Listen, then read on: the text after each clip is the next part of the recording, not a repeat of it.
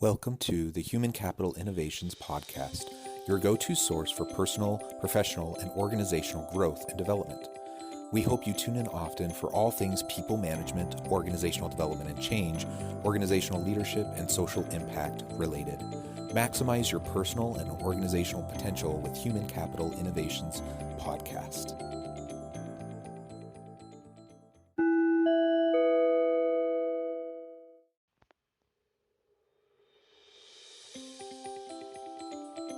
Welcome to the Human Capital Innovations Podcast. In this HCI podcast episode, I talk with Soumyasanto about digital HR, transformation, and people analytics.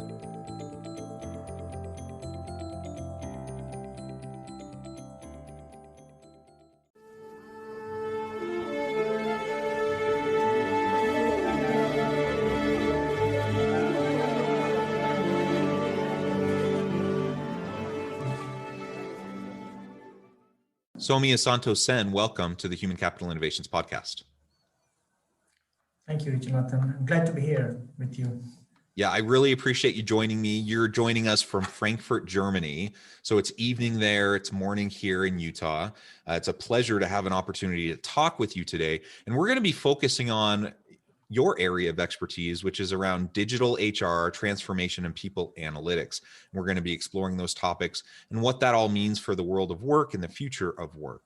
As we get started, I wanted to share Soumyasanto's bio with everybody. Soumyasanto is an advisor and leader in digital HR, workforce transformation technologies, and analytics. He has more than 18 years of experience in this aspiring area, together with HRIS implementations, digital HR strategy and transformation, organizational change, use of new technologies, research and thought leadership across North America, Europe, and the Asia Pacific for large and mid-sized companies. Soumya ranks among the top global influencers and thought leaders in HR technology, transformation, and people analytics, and also is a well-known keynote speaker. As an entrepreneur, he's the founder of the management advisory firm People Conscience, based in Frankfurt, Germany. He is the author of a highly popular book, Digital HR Strategy, Achieving Sustainable Transformation in the Digital Age, and co-author of The Sustainable Organization, A Paradigm for a Fairer Society. Tremendous background, and I really appreciate all the expertise that you're bringing to the table as you join me in this conversation today. Thank you. And is there anything else you would like to share with listeners by way of background or personal context before we dive on into the conversation? Yeah, I think, Jonathan, you've covered it pretty well. So like a very crisp and very concrete bio on my side. I'm really, as I mentioned, like happy to join here with your podcast. And the interesting thing is my name is very unique. Like if somebody types Soumyasanto in Google, it's only me in the whole world. So that's the easy one. So people can easily contact me, and I'm available in LinkedIn, and they can find me anywhere like easily. Perfect. Well, let me start by asking you a general kind of personal question, and that is, how did you find yourself landing in this area, in this field of digital transformation, digital HR, and all of those related areas? So yeah, so let me brief you. So I have a technology background. Like I've done my master's in computer, and I spent a long years with consulting company, working with solution like enterprise resource planning or HRIS implementations for several big customers around the world.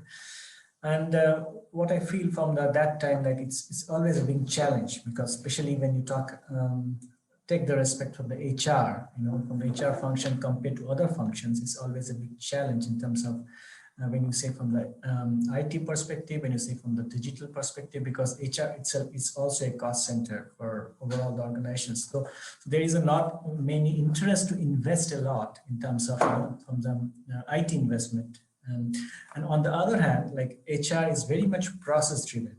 So they're not very much, if you see from most of the process, we are changing definitely. But if you see from the past, most of the processes are very much like dedicated to the governance in terms of their interoperability, how they works, especially lead from the compliance perspective, lead from the from the regular operation perspective, and not from anything from the experience perspective from the HR customer, whom the major one is the employees, and the managers, the leaders. So that's definitely lack a big thing, And then in the last few years, when the digital transformation coming into the space, not only HR, from everywhere. So I see it as a huge opportunity for organizations, including the HR, to deep dive into the space, and coming from that background, I can totally see how it's transforming. And I'm actually helping a lot of organizations and leaders to dive into this group. Well, yeah, that's wonderful. And thank you for sharing a little bit of that background and why it's so important, to be thinking about digital transformation, not just in HR, but across the organization. I'm curious what you've seen, over the past decade. Digital transformation isn't necessarily a brand new thing. It's been around for a while. People have been talking about it. HR information systems, HR analytics, those aren't brand new. It's been around for a while, but it's certainly picked up steam. And it's more prevalent today than it was certainly a decade ago, even 5 years ago. So what are some of the major trends that you've seen in the space, and how has it shifted over the last decade? I think if you talk about the last decade, I think, as I mentioned, like HRIS is not new. So like many of those companies and organizations have HRIS and solution from like recruitment, learning solutions are there, definitely there for a long time. But everything is evaluating, in a different way. Like focusing more on the experience piece, which is experience from the employee, experience from the customer, centricity from the HR. So that is the biggest evolution that is happening, for the last 1 decade, if we see. And a huge growth also in the area like people analytics. Like analytics plays a huge role today in I think all the business functions. So does for HR. So I remember I actually joined in the analytic work stream, I think 7-8 years back in one of the companies, diving into business warehouse or business intelligence, how we can use data from also people data. So it's very immature at that time in most of the organizations. But if I see now, I think it's mature enough, because now people can see the value of using analytics in the space, not only for the HR, but actually when you deal with people data, it can resolve a lot of business problem related to which leaders are facing, whether it's a talent acquisitions or talent development or the talent retentions. That's the biggest one, but definitely there are more consecutive in terms of organization changes, transformations, and all those things. So the huge implications are there from the analytics, which is used by many organizations now. So HR, if I see HR analytics or people analytics become already a key functions for most of them. And if you think from the technology point of view, HR is definitely there, but there is also a huge flow of new HR innovations, like using of AI-based tools in learning or recruitment is a huge implication. We have seen a growth of numerous growth in the startups in this area of recruitment and learning. We have seen, they are evolving good in terms of making the process more, agile in terms of from the HR perspective, and provide better experience to the employees and managers, and that's awesome, and that's still growing. It's still evolving, I would say. Yeah, absolutely. I think that evolution is continuing to happen, and it's clear. If it wasn't clear 5 or even 10 years ago, if it wasn't clear that HR technologies and digital HR was going to be important, it's crystal clear now. And with so many organizations moving workers to a virtual environment and a distributed workforce, I think it's even more essential than it ever was in the past. So clearly having a digital HR strategy is important for the modern organization. It's going to be even more essential for the future of work and future organizations. But what do you see as some of the biggest current challenges with the transformations that organizations are trying to face? Recognizing that there's always a learning curve, there's always bumps and bruises along the way, but a lot of organizations have been thrust into this transformation over the past year, whether they liked it or not, whether they were inclined to move as quickly as they were forced to or not. It's been happening. So what have been the biggest challenges associated with that? So I see that there are multiple challenges, but the biggest challenge is that the organizations lack, most of the time, the organizations lack the right strategy. So and sometimes the strategy has been misplaced or misinterpreted with the operational effectiveness. Because like having a new system or having a better system in place, to making all the your manual process into digitalized. So this is not only a part of the key digitalization approach for any business function or overall organizations, right? Because this is there from the like long decades. Like we are doing this from long decades. If there's somebody who's working in IT environment, so these things we are doing, like when we are implementing enterprise resource planning, like even 2 decades before, like that's the main objective, like how we can decrease the cost, how we can make process effective. This is there, so this is not new. So the major thing is the digitalization is like how you change also the people mindset, towards not only using digital tools, but also working effectively in terms of cross collaborations, in terms of making automated the process to make your time free for the work, which makes add more value, like adding more creativity, more innovation into the companies. So those are the biggest challenge, which I think when transformation coming around, because if you see like most of the digital transformation projects are focusing on implementing good solution, on good technology in the piece, and then lacking the, then don't taking those pieces, which is very important in terms of changing from the mindsets, changing from the organization culture, changing from the aspect of the employee or the customer experience, which is very much lacking in those spaces. And those are the important elements, and everything have to be combined together. Then you can really achieve a sustainable way to transform. So. Yeah, and certainly digital transformation, well, any transformation, any organizational change is going to be difficult. There's no doubt about it, and people are resistant to change. And that's even, when it's a relatively simple change. So when you're talking about systems and processes and technologies and adopting and adapting to those new technologies, and then leveraging them for your organizational and HR strategies, that's some major change. That's some major shifts that have to occur in the mindsets and the capabilities and the skill sets of the people within an organization. So it's no wonder that it's an ongoing challenge for organizations trying to go through this HR digital transformation. I'm a professor at my university is in the middle. One of the major things that we talk about constantly from a strategic organizational standpoint is the digital transformation that's occurring across the university, not just in the HR space, but in all aspects of the organization. And, if that's happening, and if it's such a prevalent part of the ongoing conversation, the strategic vision and mission of the organization moving into the future, at a university, it's going to be important in corporations that are usually a little bit more fast moving and quickly adapting to the marketplace. So I think that's really important to think about. And for any listener who, if you're in an organization, that this is important, that you need to be doing it, but maybe you don't really know where to start, or you don't know how to get people on board. What would you say to them? What are some of the first steps that can be taken as you're trying to help start the ball rolling and get your organization moving towards digital transformation?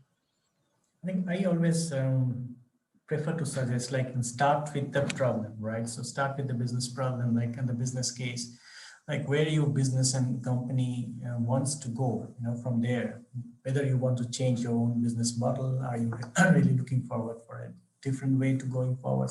That's the biggest things to start with, So once we have this clarified, it's easy to access to what are the next priorities could be, and that's the important piece, because now the world is changing so fast, and there's so many changes across every different sector, industry, and also the changes with the pandemic, which is also creating a huge noises and also challenges for the organizations. I think it's very important also to set the priorities, right? Priorities at the right time, because none of the organizations can do everything at the same time. Although many of them are trying, but it's not easy. So setting up priorities is very important here, and then have a framework in place, and then build up with the priorities and set the right strategy. from your short-term strategy, your mid-term strategy, and maybe a long-term strategy at the end, and so that you can have a direction to go forward. And that's the very important key piece, which many of the organizations lack, because building a strategy and roadmap is also a key challenge, because many of the organizations I've seen, like they try to look what is available from the external point of view, like go for a model which is already there and used by other organizations. I would always rather ask and advise to see your own organizations, and if needed, create your own model or framework which fits you. Because it doesn't, like one model doesn't fit all. So that's definitely the key point aspect there. And if you clear with that, I think that's easier to plan your transformation, than having the right people, see where the biggest challenges there in terms of maybe having the right people in stage, and maybe not having the capabilities and infrastructure. So then you can also plan your budget in a way, because cost is definitely a big factor also, because a huge amount of investment is there in most of them when you do some innovation project or transformation project. So you have to plan about your cost effectiveness. So all these are definitely important. And when you really set a strategy in a better way, you can really manage in a good way as well.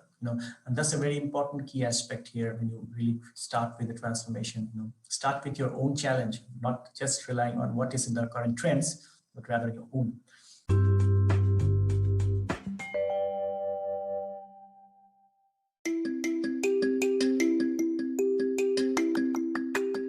I'm excited to announce the publication of my new book from HCI Press, Bluer Than Indigo Leadership: The Journey of Becoming a Truly Remarkable Leader. Early in my adult life, I learned about an Asian proverb that translates as bluer than indigo. If you think about the color indigo, it is a brilliant, deep, and vibrant blue, what some would call the bluest of blues. To have something that is bluer than indigo is rare and truly remarkable. Contrary to popular myth, there is no one-size-fits-all or cookie-cutter approach to effective leadership. There's no silver bullet, no secret sauce, no go-to model that will solve all of our problems. The truth is, great leaders have all had their unique strengths and flaws, and have all had to discover and then pave their own distinctive path in their life's journey to fulfill their leadership potential. Bluer Than Indigo Leadership will help you discover your own path and explore those ordinary, everyday actions that will help you respond to an uncertain future and produce extraordinary results for individuals, teams, and organizations.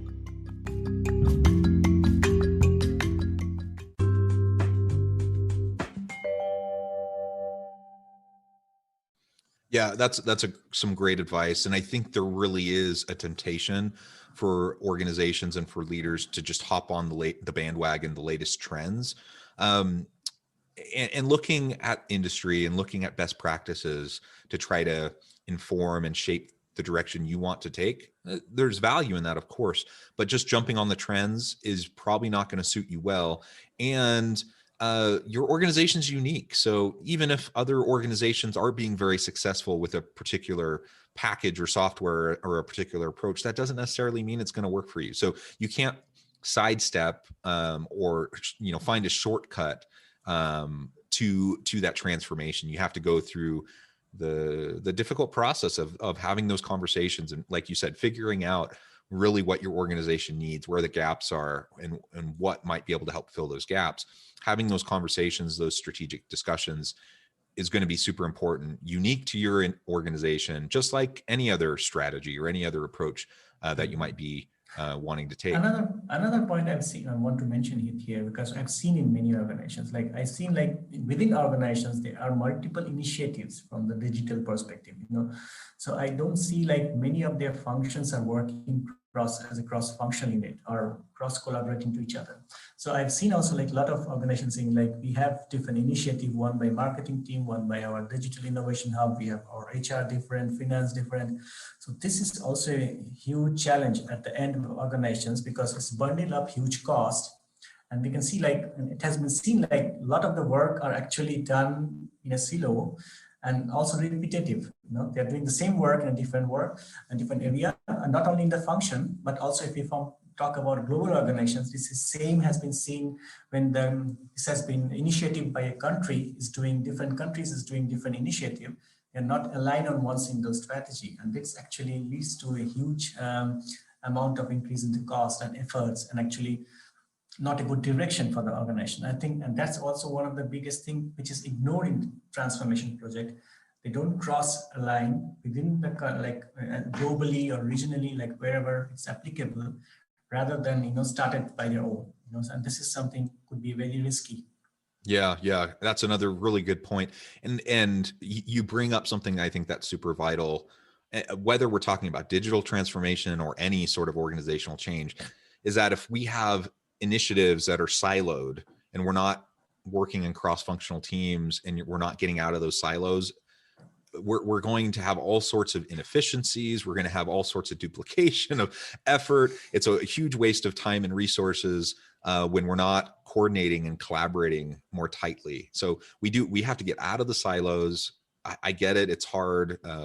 People like their niches, their areas of expertise. People get defensive, people get boundary maintenance, and people want to control their little area. I understand that it's difficult to break that down, but to the extent we can get past the silos and we can involve people across the organization in these large scale changes, again, regardless of whether we're talking about HR digital transformation or not, I think that's what we really need to go for. And we need to work towards creating that kind of a culture, that kind of a mindset with our people. So let's shift gears just a little bit and talk now a little bit more about people analytics, because clearly digital transformation, there's many benefits to it, and HR, digital HR has lots of benefits. One of the nice benefits is it can help you produce a lot of performance data and other data that can be utilized in order to better understand your people, your workflows, what's going well, what's not. Talk to us a little bit more about the current state of people analytics and kind of where we see that taking us to be able to drive more productive and effective organizations in the future. Yes, I think it's pretty clear. Like data-driven function, any data-driven function is highly effective in terms of making better decision, right? So, and it's same for HR, and because not only for HR, but also like if we talk about people's data, it takes it's bring you like the right decision also for the managers and the leaders, because they are at the end to manage their talent, or manage their team. So I think if you talk about the people data, like whether it's from the person, like your performance data or your learning data or your absence data, like you can gather that and you can build an insight, which can really solve your big challenge, what you're really facing with your talent. It can really take a better decision with a data-driven decision. Because what happened also with this people data in the past, if I compare with the past, a lot of the decision is made based on assumption, and based on the cases, which is the cases coming, So now if we talk about, when you talk about data, when you have a flow of data, you have your platform there, you can see, you can take a faster decision, but you can make an effective decision, which makes sense. But on the other hand, I have also seen some of the resistance to use people analytics, because there's a confusion that using of people analytics can actually lead to the human are not taking the decision, which is a wrong part. Because I always say analytics should be used, to making the decision better, but it doesn't imply that a system or algorithm or a robot or whatever you call as a part of AI take a decision for you. So this is not something which is meaningful, and this is not something I think most of the organizations tends to go, but which is I see as a resistance. People are afraid of using data. Okay, we don't want machines to take decisions. But this is not the fact. So I think that's awareness and should be there within the people, and especially I've seen this has been seen in HR functions, because most of the HR peoples are not from the STEM background, so they lack those efficiency in terms of understanding technology, whereas technology work together with human beings, So that's there. That's resistance is there, but I think at the end, it's a big benefit to everyone. Yeah, I completely agree. data-driven decisions are important throughout the organization. Again, not just related to people strategy and HR issues, but all issues. Certainly that applies to HR. And just because, people might not be as comfortable with HR technologies or with the analytics skill sets, that doesn't mean we shouldn't utilize them. And it's certainly not. I think it's a logical fallacy to jump towards we can't use people analytics in HRIS because we're taking the people out of HR. And I read these articles and I hear people talking Yeah. about this. I'm like, there's a point there. Like, we need to keep humanity in organizations for sure, but that's not what you're arguing. You're not arguing for removing the humanity from business Yeah. or from how we treat our people. It's being able to make better, more informed decisions, which is to everyone's benefit, I believe. And really that gets me into the last kind of point I wanted us to explore together, even if just briefly today. And that is, what does all this mean for the future of work? We know that work is evolving, more distributed workforce. I could go on and on about some of those drivers and some of the shifts that are happening in the workplace. But in relation to digital HR and transformation, what do you see? How's that influencing the future of work?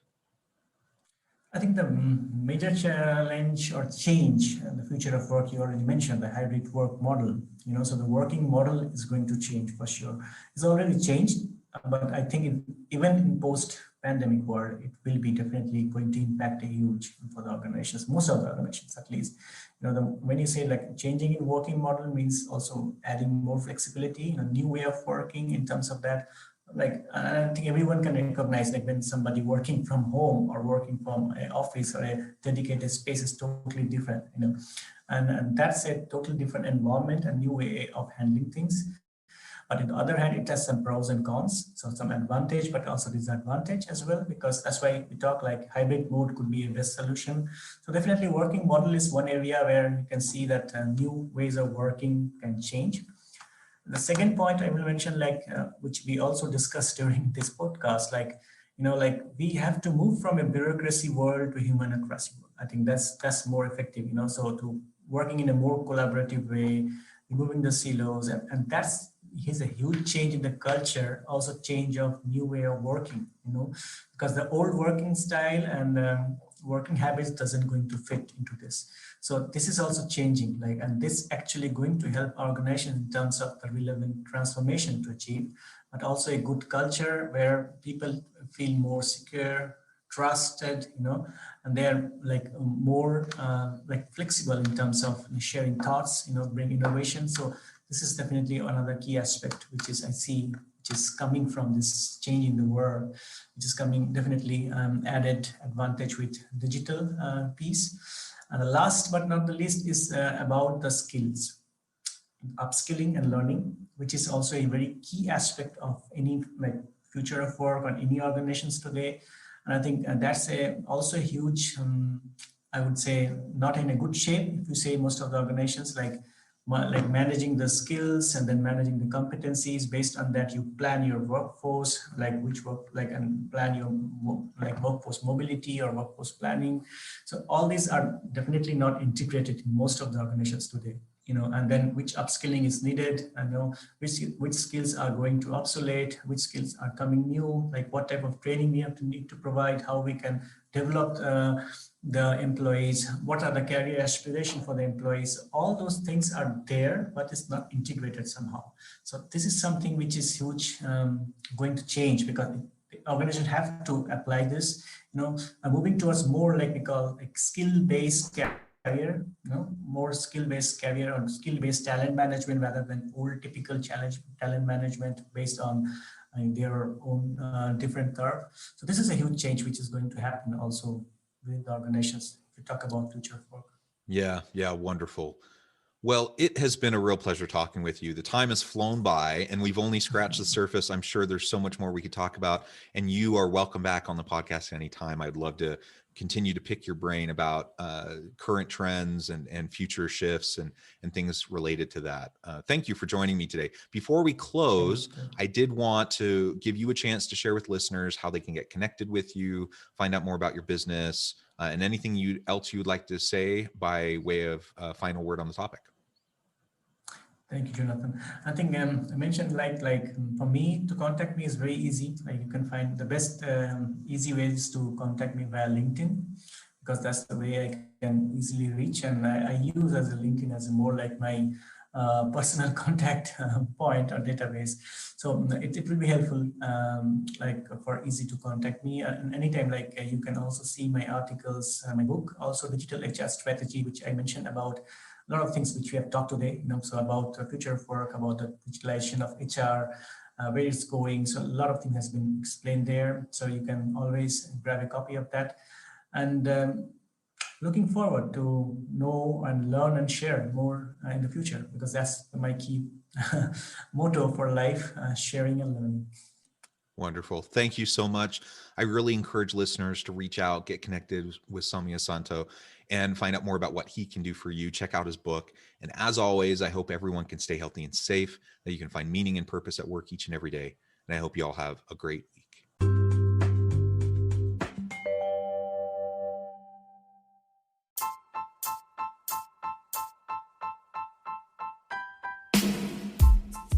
The alchemy of truly remarkable leadership. Ordinary, everyday actions that produce extraordinary results. Consider how the nature of work has shifted over the past 50 years. With increased globalization, rapid technological advancement, and the shift in economic composition, the average job of today looks very different than the average job of 50 years ago. What will the jobs and organizations of tomorrow look like? Moreover, what does this all mean for organizational leaders? What are the core competencies and capabilities of organizations and their leadership that are prepared for continued disruption and geopolitical and socioeconomic shifts? Regardless of what the future holds, increasingly, leaders need to be socially minded, data-driven, decisive, champions of talent, and disruptors of the traditional notions of leadership, teams, organizations, and work. The alchemy of truly remarkable leadership will help you to explore your own leadership competencies and capabilities and consider ways to apply and implement them into your workplace and personal life.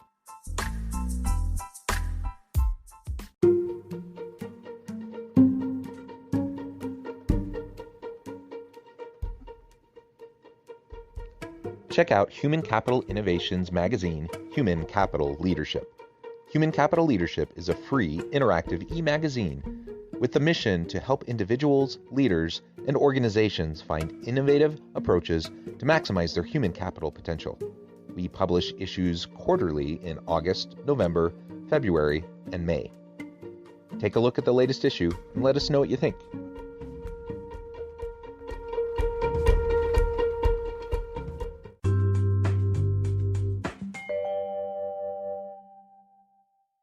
Thanks again for joining us for this episode of the Human Capital Innovations Podcast. I hope you stay healthy and safe and that you have a great week.